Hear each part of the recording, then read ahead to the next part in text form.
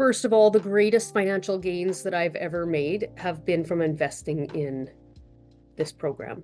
Mm. 100%. I tripled my revenue with the help of this. I owe a great deal, if not almost all of my success to this company. So thank you. So thank you, Mandy, for coming. Can you briefly tell everybody what your business is and what do you do? Absolutely. I am the owner of Cactus Club Salon and Spa. We are an anchor business in a small town called Okotoks, Alberta, in Canada. It's a 7,000 square foot establishment, and we employ around 35 staff. And we've been offering traditional salon and spa services for over 34 years. And I would say my primary responsibilities include the growth and development of my employees, being the visionary for my company, and managing the finances as well. Yes, girl. Okay, so let's talk about where your business was before you started working with us in terms of your revenue, the challenges that you were facing. Where were you before? And then we'll talk about where you are after, because you've had some major growth. Absolutely. So I I have to say I did start working with Amy and Empowering You Consulting many years ago. And I purchased the salon in 2010 and hired her in 2015. And in that time, I almost tripled my revenue. So I worked with her until 2018, 2019, when the heyday happened and we were hitting the 2 million mark every year. And the benefit that came out of that was unbelievable.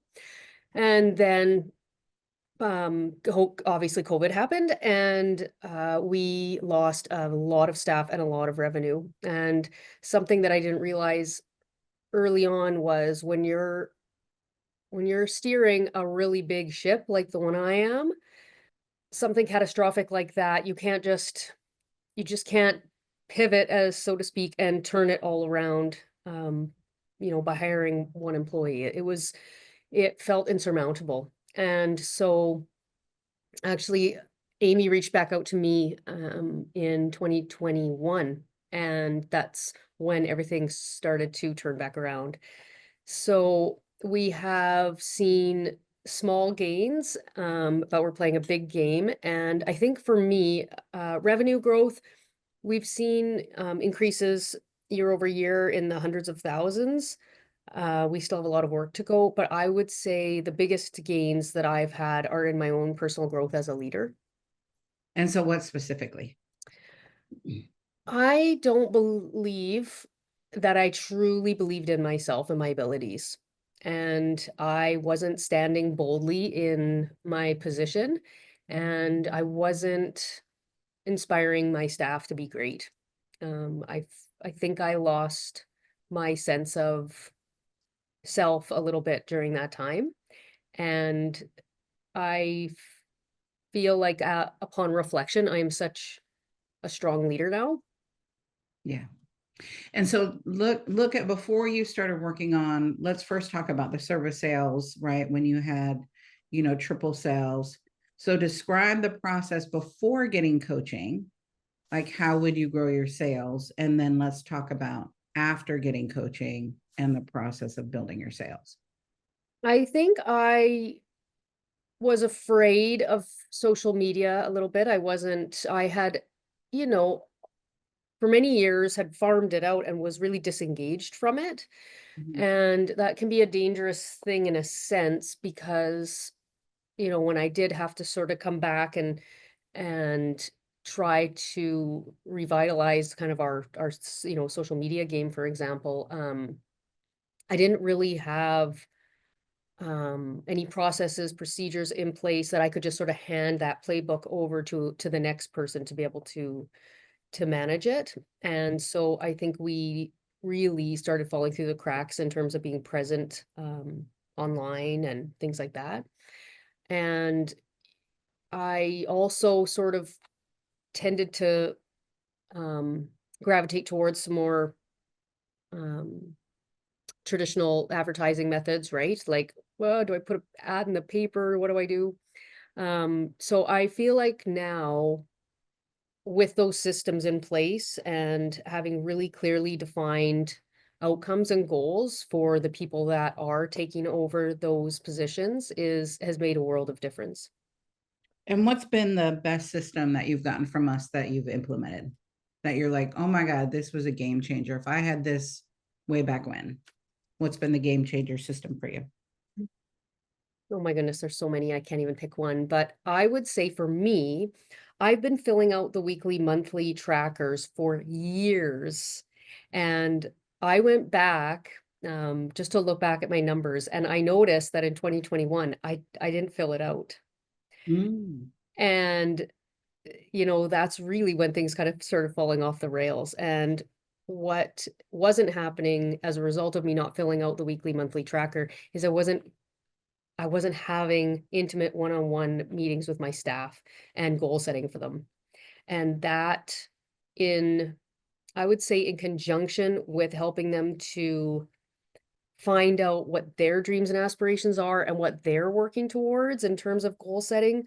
Nobody will work as hard for their own goals as somebody else's, right? So meeting with them every week, really being in deep connection with my financial numbers of my company, because typically if you have a blip in service or retail sales, if an employee does, for example, there's always a reason behind it, and the numbers don't lie, right? So just being able to sit down with them and say, hey, like, what's going on right now with you, and how can I be of service to you to help us get back on track?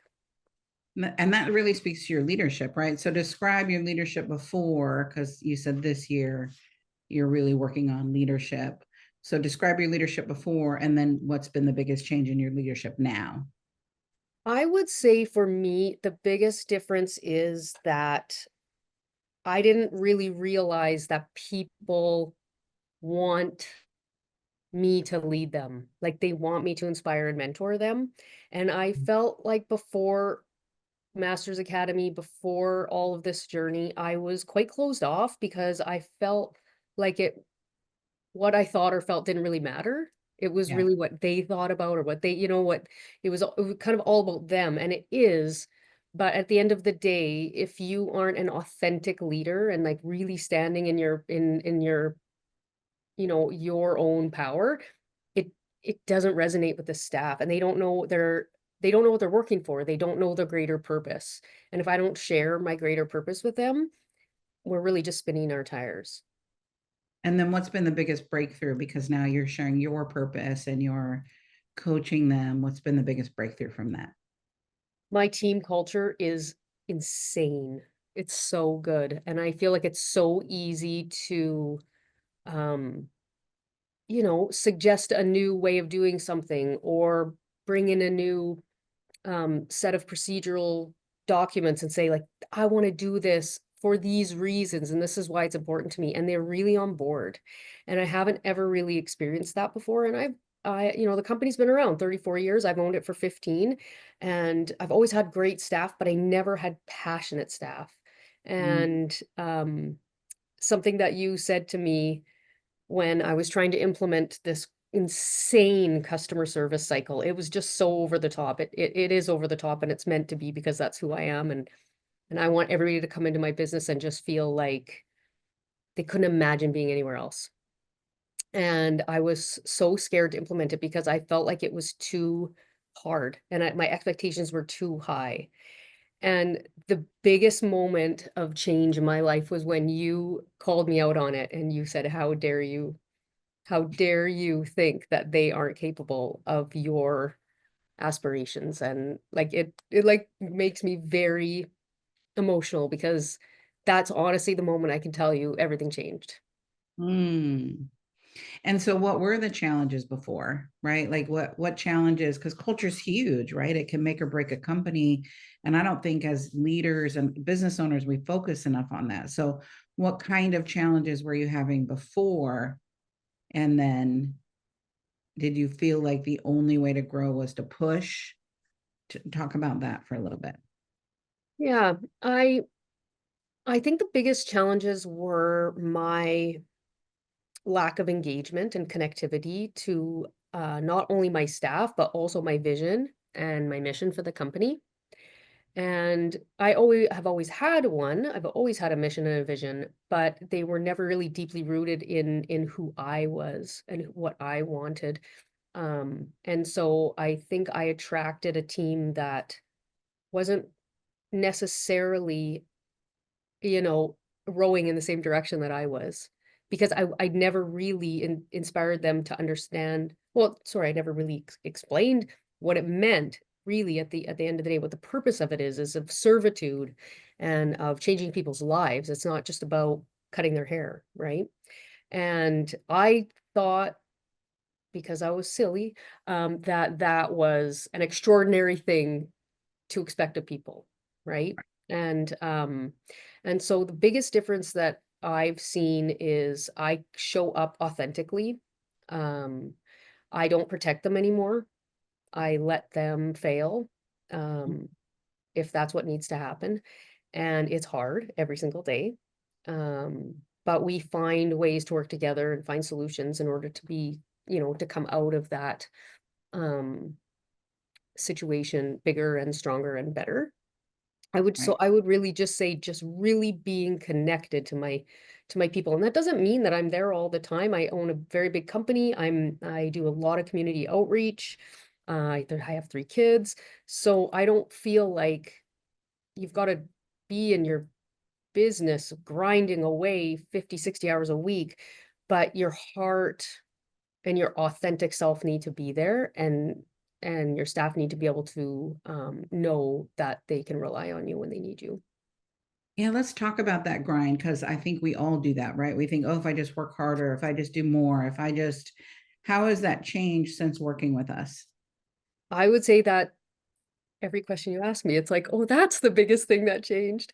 Um, um, another tool that you guys use is the 15-minute kind of manager where you chart out your days.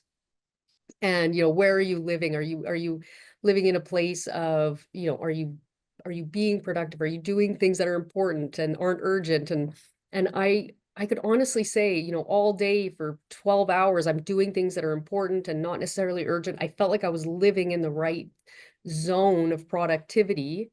Um, but that's it. That's all I was doing. Right. There was no self-care. There was no fun. There was no real joy. There was just, I can accomplish a ton of things, but for what?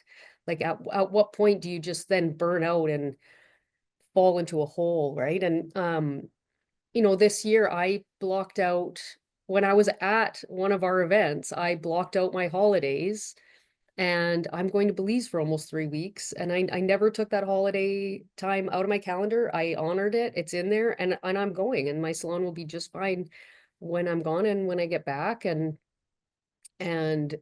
I really needed to start taking care of myself. And what's that done for you? Taking care of you. Oh my goodness. What's it done for your productivity? What's it done for your sales? What's it done for your well-being?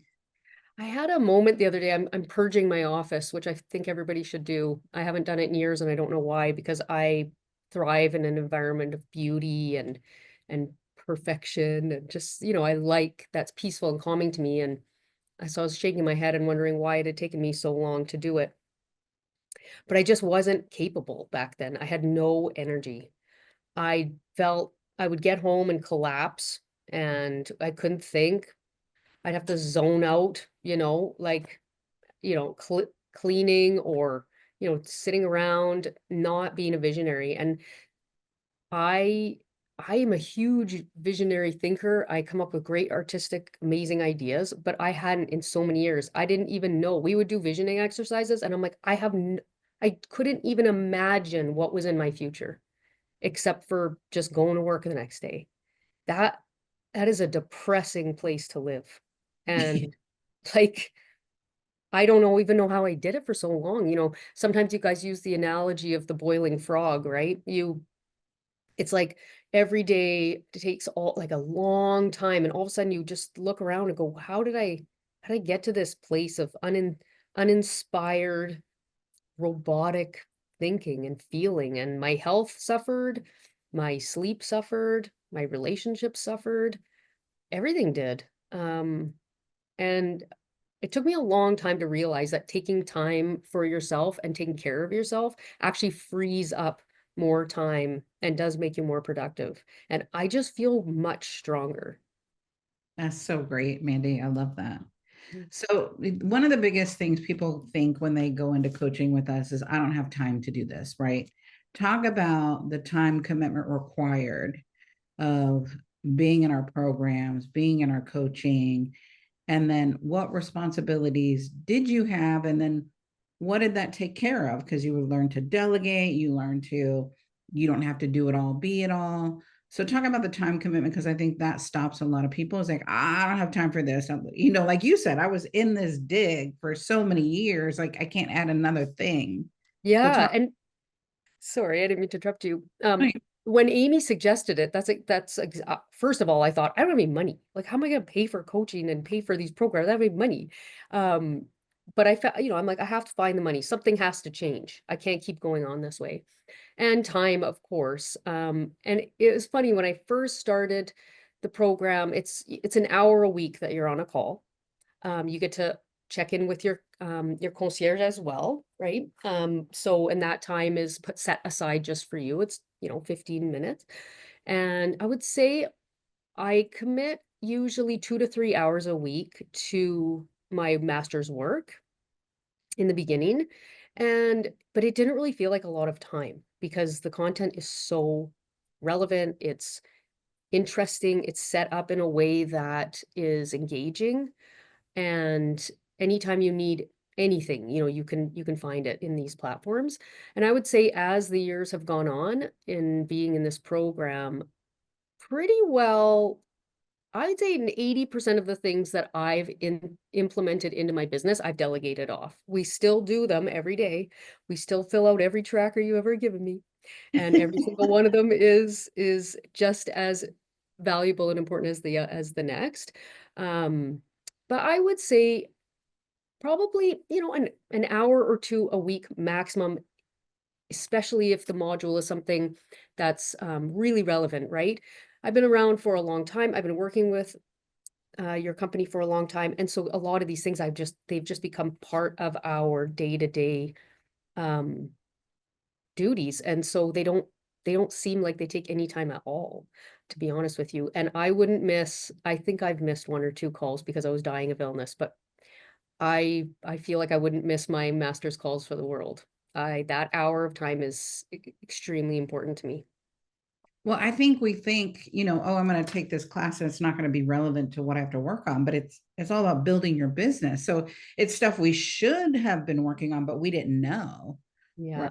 And now, with checklists and, tools and going into the back end and seeing I need recruitment plans, or I need a new handbook, or I need a promotion, or it's everything we should be doing in our business. Talk a little bit about that and the accessibility of the tools that you can use. Because I think that's where people think the commitment is like, I'm learning something, but it's not relevant. Oh my gosh, I think every single thing is relevant. If I could sort of just do a little side note, I'm actually currently attending a business exchange roundtable with some salons and spas in the province that I live. And we spent the day yesterday going through all sorts of really relevant, important topics, employee retention, marketing your business, finances, like mission and vision. Uh, it, it was incredible. And, it was interesting because these are big. There's one salon and spa that's 50 employees. So, even much larger than me. And so they, as a show of hands, how many of you have a mission statement? And I was the only one that put up my hand. Wow. How many of you do weekly check-ins with your staff? I was the only person that put up my hand. How many of you guys track your inventory? They're like, we don't even know how. Like, we just put the color tabs in a bowl and then we order them. Like no. And these are salons and spas that are have been around for a long time, and I could hear their struggles, and I was just vibrating in my seat. Like, I'm like, oh my goodness, I could answer every one of these questions for you guys. Well, I can't. I mean, I have the resources, right? I know where you can find them. And so, um, there's been a lot of times where things have come up in my company where I'm like, oh, I wish I had this thing. And I'll go onto my portal, my dashboard, and I'm like, oh, look, there it is, you know? And not even that, you know, I broke a spreadsheet once because I love manipulating numbers but I'm not a genius at it at Excel. And you know, I'm emailing you guys and I'm like, somebody please fix my workbook, right? Spreadsheet. So it's not just like here's your tools and good luck. You know, Right. that's something that's so important to me. If I, you know, something really big happened in my business last week, and my coach called me actually during a orientation for another one of your programs, and I said, you better tell them that I took myself off video because you called me. But you know, like, and she reached out on her own time to say like, hey, how are you doing? And that means the world to me because that's like, you don't see that. Like everything seems to be like, you know, this is my paid hour and you know what I mean? And it's never been like that. I've never reached out to anybody in your organization and had them say, I can't help you or I don't have time. Right. That's a blessing, right? It's your fractional C-suite, right? You got the CEO, COO, finance department at your fingertips. Yeah. Yeah. So based on the results so far, where do you see your business in the next 6 to 12 months?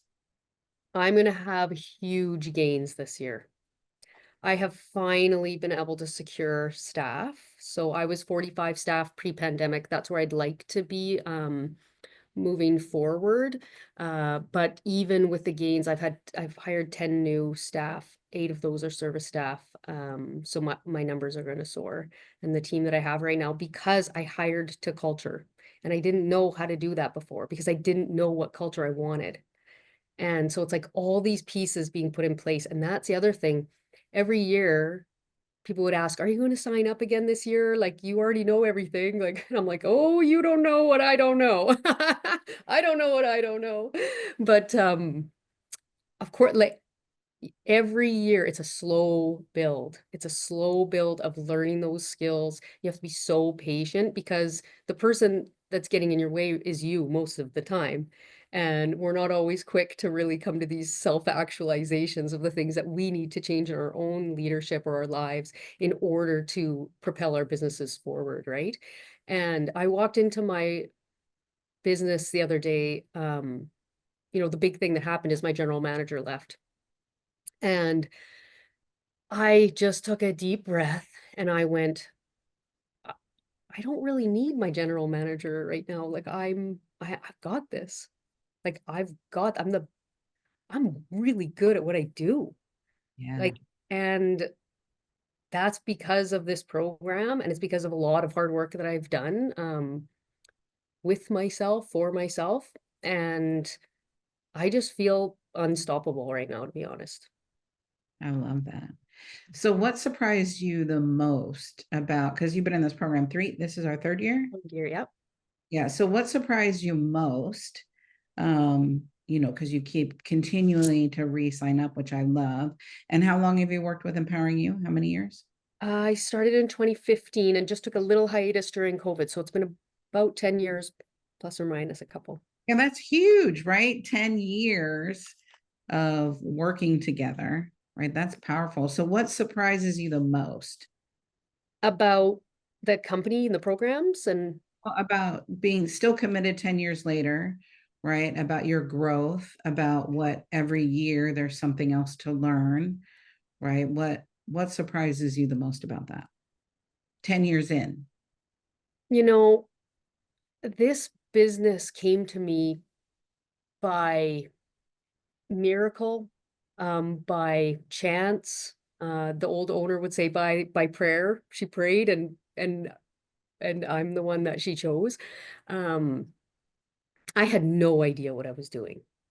And this is my first venture into business. And I bought a multi-million-dollar corporation. Like it wasn't a little feat. And I knew I didn't know anything. Um, so I had a lot to learn and I was eager but what surprises me is that I didn't know it I could get this far, nor I don't question anymore that I'm going to be going exponentially further than I am today. Like there's no stopping of learning and growing and becoming better and changing um like your life. And I would say the biggest reason I do what I do, I wanted to be a lawyer. I didn't really think I was going to own a hair salon. Um, but what I learned is that I would have hated my life if I was reading boring documents all day long and arguing in courtrooms, because what I love the most is growing people and watching them become these amazing versions of themselves, and like just like having the honor of being able to do that. And I really feel like what surprises me every day is that I'm capable of it. Mhm. Um, and it's it's just a really rewarding job to have, and it's one of the hardest things I've ever done in my life. Um, it also surprises me how much, these programs are, business courses or whatever they might be. I've never gotten through any of the programs that you've offered me without having a massive emotional breakthrough. Mhm. And that's what's interesting to me. Like it's so your own emotional and mental well-being and like belief in yourself are so closely tied to the successes that you have in your life. And that surprises me every single time. I just can't believe that they're so connected, because I think in business, especially me, I can hide behind my policies and procedures. Like I got one for everything, like, and, but you can't just have that. You have to have both, right? You have to really be emotionally, invested in your life.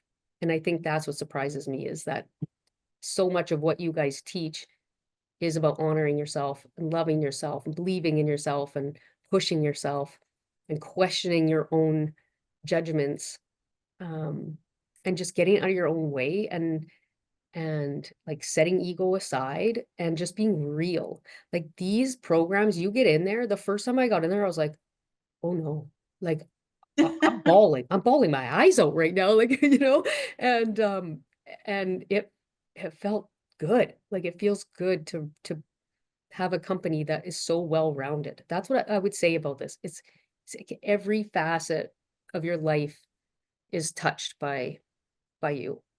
Mm. And so if someone's on the fence, right, for two reasons, time or money, right, what would you say? Because a lot of people get nervous, like I can't afford it. So what Mhm. would you tell them? First of all, the greatest financial gains that I've ever made have been from investing in this program. Mm. 100%. I tripled my revenue with the help of these programs, of coaching. And it is scary. Like I didn't have any money after COVID. None of us did, but I knew that I had to invest that money. And in my experience, I have never invested a penny that I didn't get 100 times benefit out of. And so I wouldn't hesitate. Um, I wouldn't hesitate one bit. And in terms of time, it's worth it. It's absolutely unequivocally worth it. And to have the community that I have around me now, and to feel that support is worth it. Even just that, even just the community and the people and the inspiration is enough for me to easily give my time. And like I said, I'm a very busy person and I don't have one problem carving out time for these programs at all. It's really, it's not that much. And the best thing that I've had months where it's just things have blown up and outside my control and I haven't had a ton of time to necessarily commit to a certain module or something. And you're like, it's okay. Like, it's okay. You'll get to it when you get to it. And that feels good. There's no like, you didn't get your thing done, you know, like, because that's not what it's about, right? It's about so much more than that. So I would say you can't know what you're missing until you got to try it. Like you just have to, and you'll see how much benefit there is in all of this. I'm doing Yeah. all the things too, right? And that's the thing. You're like, I don't have time for masters, right? I don't have time, but you're like, okay, I'll try it out. And then you're like, ooh, there's another thing. I'm going to do that. Oh, there's another one. I'm going to do that. Like, and then all of a sudden it's like masters is really probably only 50% of the time that I'm committing to other programs that I'm taking with Empowering You. And I still feel like I have the time. So you make time. You just make Or time. when you get the results, right? And it's you and us. It's not just you and it's not just us, right? You have to do the work. Hmm. And we're giving you relevant content to take your business to the next level. It's not theory, it's not concept, it's what does Mandy need now? Like every recommendation really is customized to your business, Yeah, right? Same but different. it is. And we're all different. The thing that's hard too is, you know, we are so different. It's not like, you know, I mean, every business is like that. There's little cafes and there's huge restaurants, like, and we all are doing the same thing, so to speak, but we need very different things. And that's what I love about it is that, you know, I'm like, I need this spreadsheet to be like a lot bigger because, you know, and you're like, you're good, let's do it, you know? So it is, it's true. Like there's things for, there's people in the program who are like sole, they don't have any employees, right? Like they're just the one man show. There's people that have like dozens and dozens and dozens of employees, and it's all relevant because there's just so much built out. I can't believe the content you guys have built out. It blows my mind. Any final thoughts you want to tell the viewers? I love this program so much. I love the people in it. Susie, Amy, all of them. They are authentic, they're real, and they don't skirt around things. And that's what I love the most. Like, it's really easy to flower up any conversation or, you know, to protect somebody's feelings, but that's not what I need to survive. I need true, honest feedback, and I need real tools that are going to work. And this is the only place I've ever been able to find all of those things. And so I'm going to continue to join these programs. I'm going to continue. This is in January. This is the first time I'm bringing my staff to an event. Um, like it's just the opportunities are endless, and I owe a great deal, if not almost all of my success to this company. So thank you. Yeah, girl. I'm so proud of you. You are awesome. Thank you. Thank Oh, you. beast, babe. I'm so proud of you. Thank you for Thank doing this and thank you for